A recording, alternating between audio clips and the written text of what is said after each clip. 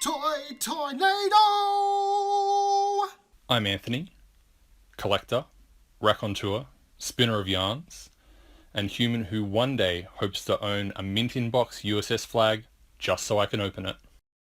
And with me behind the control panel is artist, gentleman, and scholar, Pete. Hello, everybody. Welcome to Toynado. Hey Pete, as a kid, you loved action figures, right? The bread and butter of any healthy child's development, I believe. But what naturally occurring phenomenon in the environment did you also love? Clouds. Like from the Care Bears. They used to drive around and, jump from one cloud to another. Nah, not clouds. I think you mean to say rocks. Now what if I told you there was a whole line of action figures that combine those two things? Clouds and rocks? Action figures and rocks. Oh. And they so conveniently called them Rock Lords. Wait, what? So just like Transformers and GoBots before them, we have figures that turn from playable figures to rocks to figures again. Every kid's dream. Trust me, he said.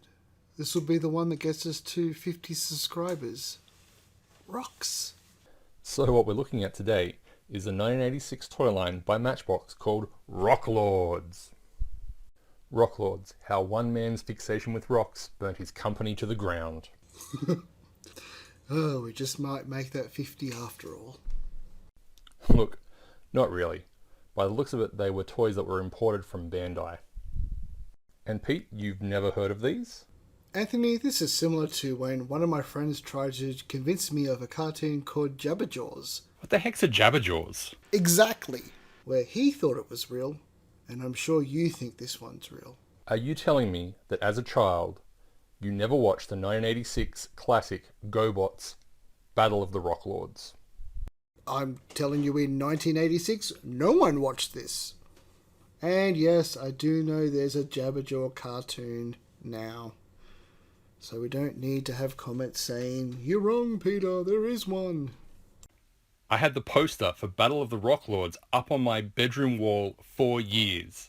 Anthony, I can't even do a little drawing of this. I don't know what we're talking about. For those of you playing at home, GoBots were a toy line very similar to Transformers.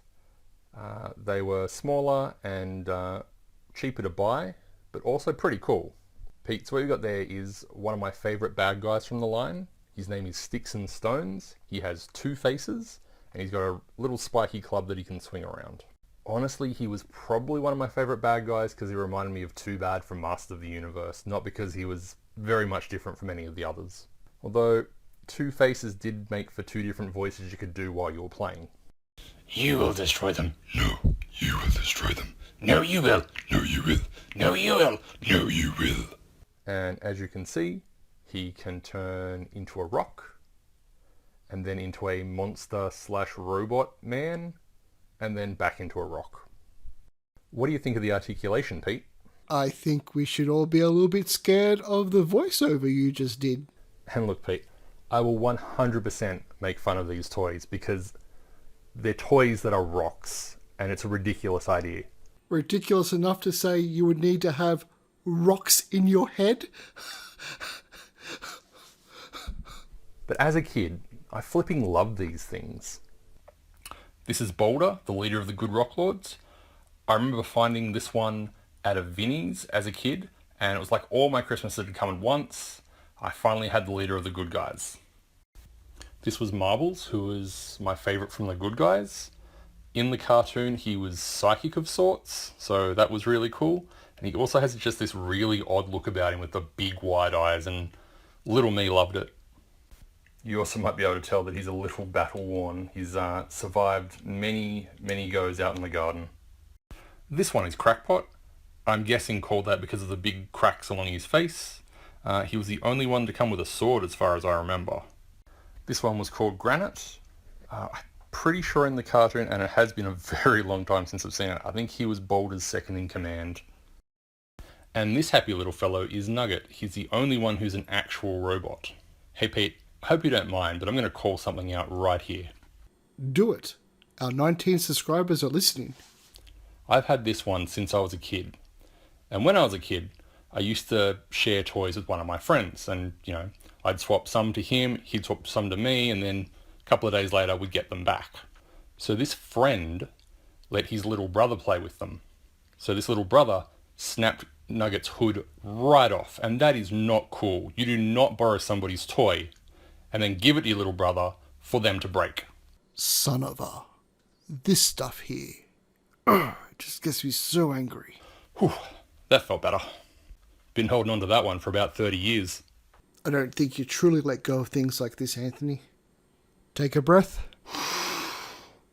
In and out. In and out.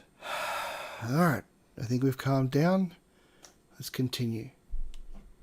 Alright, so these are the bad guys from the Rock Lord series that I have. We start with Magmar, who was their leader. We have Tombstone, who was always a little weird to transform and his head always dips down. It's on like a little long thin neck. Do you think we could start to insert elevator music?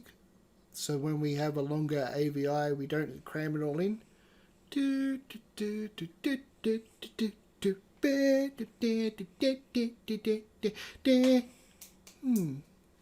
think we'll think on that.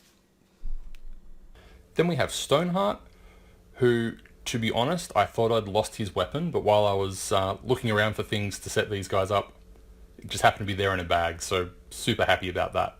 Following that, we have Brimstone. And Brimstone has this really neat little feature where his face comes out of his chest and he's got a mouth that opens and closes, so as a kid you could make him talk. The last bad guy I have here is Slimestone, and originally he was very silver. Unfortunately, time takes a hammer to us all, and he's very scuffed, and his silver is now white. And this is why our collections are not worth anything at all. So Pete, what do you think of the Rock Lords?